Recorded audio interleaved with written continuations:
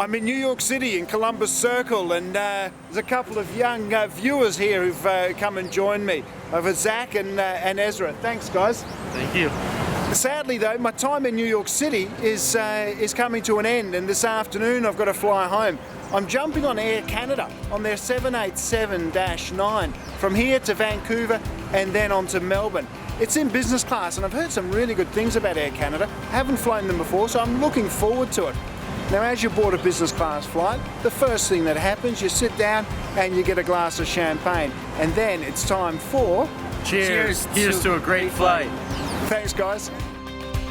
This flight departed from Newark Airport, which any local will tell you is definitely not in New York. It's in New Jersey.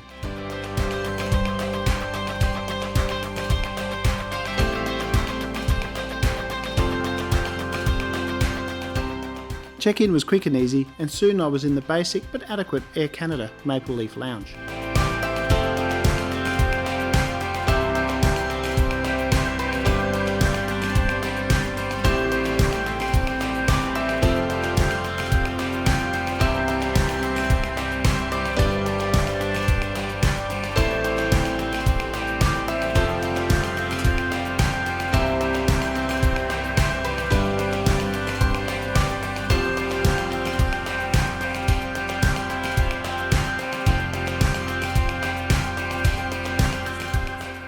Before we fly, I just want to tell you about Dashlane, who are very kindly sponsoring this video.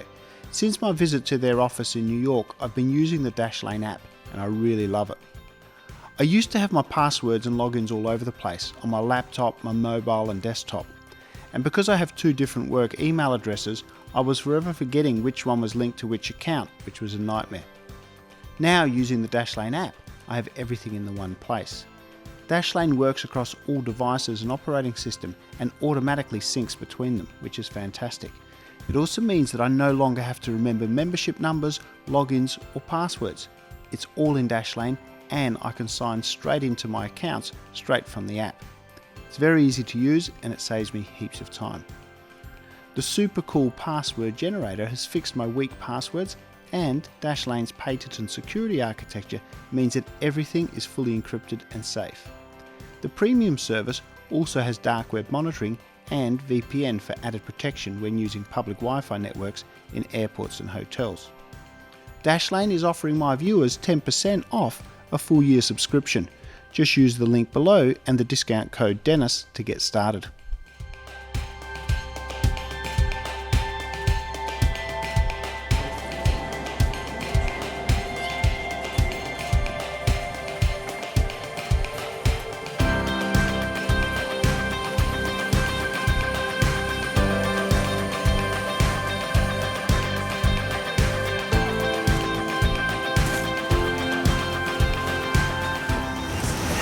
Cheers, here's to a great flight.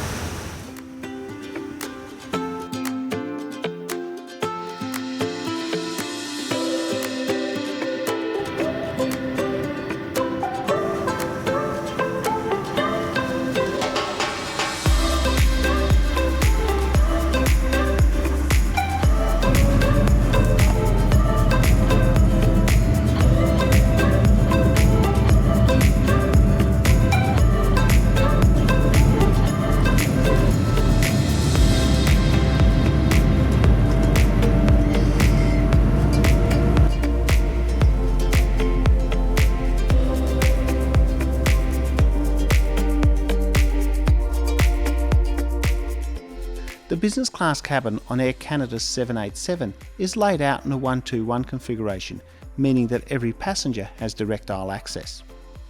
I really like this cabin. The seat walls are relatively high, so each seat feels very private. Yet because of the 787's high ceiling, the cabin still feels very roomy. The best seats for couples are the two in the middle.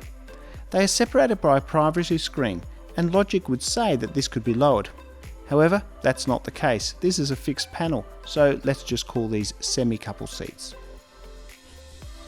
The seats themselves are excellent. I found them very comfortable with great support. A central control panel next to your seat allows you to adjust all aspects of the seat. This includes internal seat functions like lumbar support, adjusting the headrest and the firmness of the cushions. There is also a massage function. but it was very light to the point that I could hardly feel it. As expected, there was plenty of legroom. In terms of storage, there is a magazine rack next to your feet and another space under the armrest. There is also a handy locker as part of the side console to keep your phone and other small things.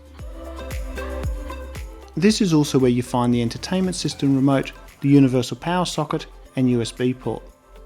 This side panel also gives you plenty of room to spread out. The tray table is a good design. It has various positions allowing you to easily get out of your seat when it's in use. This is aided by the fact that the armrest can be lowered. In addition to the overhead lights, there is a private reading light just over your shoulder. Once in the air, I was presented with the hottest hot towel I've ever had. Then it was time for a drink from the bar. It turns out that Air Canada's new signature cocktail features both whiskey and gin, with a top-up of cranberry juice. It would have been criminal not to try it. To my delight, it came with warm, dark roasted nuts.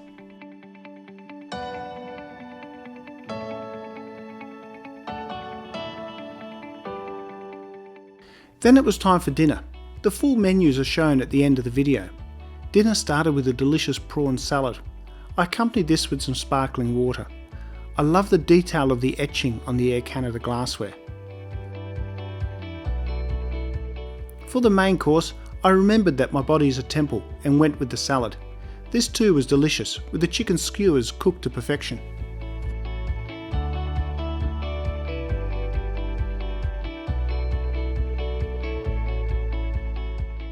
In the warm afterglow of all this healthiness, I had no issue saying yes to cheese and port.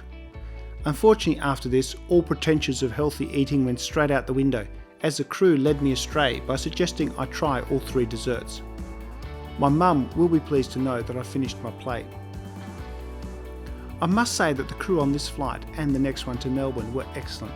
They worked non-stop but were also fun, engaging and happy to have a chat. I've always found that Canadians are really just like Australians, who like cold weather and ice. The crew on both flights were also happy for me to film them, and yes, I did ask for permission first.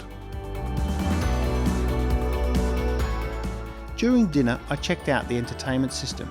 The system can be controlled by the remote, but I found it easier to use a touch screen.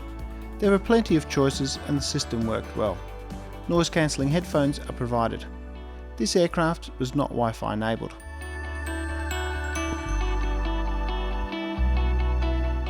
On this first transcontinental leg, a basic amenities kit is provided to business class passengers. I spent the rest of the flight sleeping and only woke up as I could feel we had started our descent into Vancouver. More about the bed later in this video.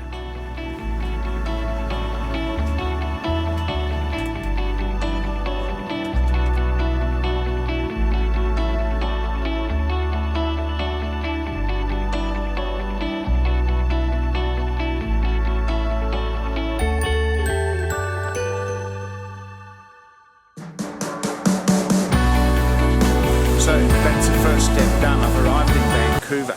One of the things that Air Canada advertises is the convenientness of Vancouver as a transfer point if you're flying from New York through to Australia. Apparently this is an airport that is really easy to transfer through as compared to, say, LAX. That said, I've got a very tight connection here. It's only 1 hour, so we'll see how we go, see if I can make this flight. It turns out that the delay out of Newark didn't matter because it was the very same aircraft flying on to Melbourne. This meant the Melbourne flight was slightly delayed, giving me a chance to check out the Maple Leaf Lounge in Vancouver.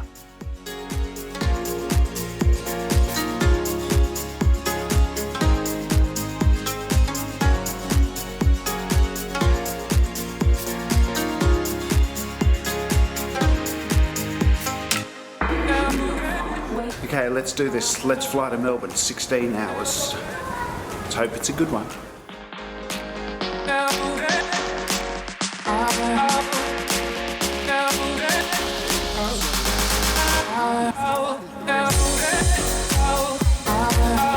Cheers, here's to another great flight.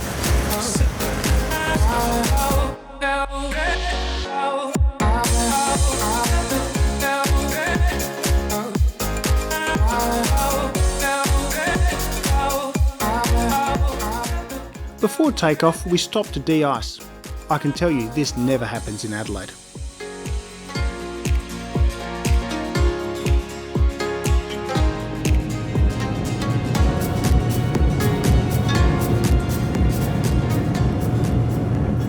On this long-haul flight, the amenities kick it up a gear with slippers and better quality amenities kit provided. Service started with a drink from the bar. I went with a gin and tonic, served with warm nuts. As this was a late night departure, an express dinner service was served in order to maximise sleep time. Again, the menus are shown in full at the end of the video. For main, I went with a Middle Eastern kushari, which was very tasty. This time, I resisted all desserts.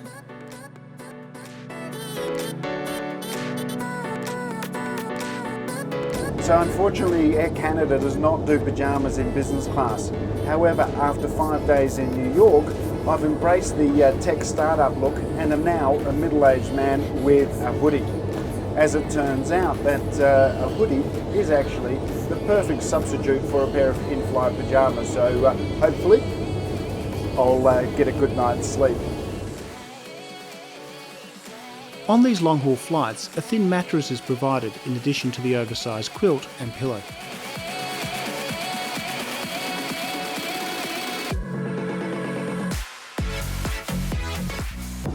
Okay, time to get some sleep. On a 15-16 hour flight, I reckon about 8 hours sleep would do me very nicely indeed. So we'll see how we go. Good night. I managed 5 hours sleep. Overall, the bed was comfortable but a bit narrow. When I awoke, we were literally in the middle of nowhere over the vast Pacific Ocean. I ordered an Earl Grey tea with a slice of lemon and some snacks to wake up. Snacks and drinks are available throughout the flight. The crew were excellent in this respect, with constant service available. Not long afterwards, and over the period of about an hour, I was rewarded with some stunning sunrise views out of the oversized 787 windows. This is why I love window seats. The unique electronic shading system on the 787 windows means that you can look out the window without blinding yourself or disturbing your fellow passengers too much. Now I know that fellow YouTuber Paul Stewart is not a big fan of these windows because some crews do lock them on the dark settings, but with views like this, I think these windows are fantastic.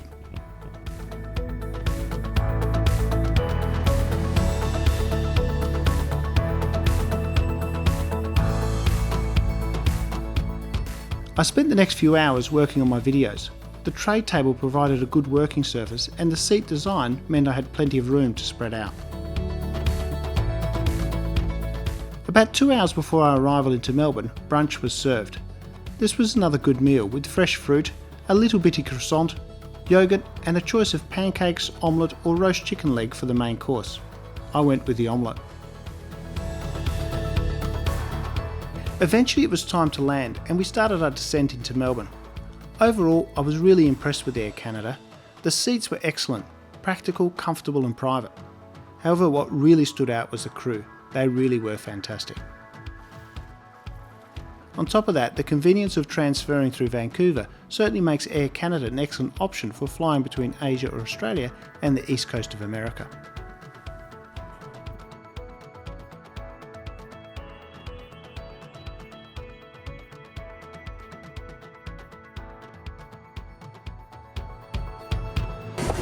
So that was Air Canada. Thank you. Bye-bye. Really good flight. So 16 hours after leaving Vancouver and 24 hours after leaving New York, I've arrived in Melbourne. And I must say, I feel good. It was a very, very good flight. So on the basis of that, I reckon Air Canada gets a very big thumbs up from me. Thanks for watching. If you enjoyed that video, give it a thumbs up, leave a comment. If you haven't done so, please check out my channel where you'll find a whole lot more reviews and lots more on the way.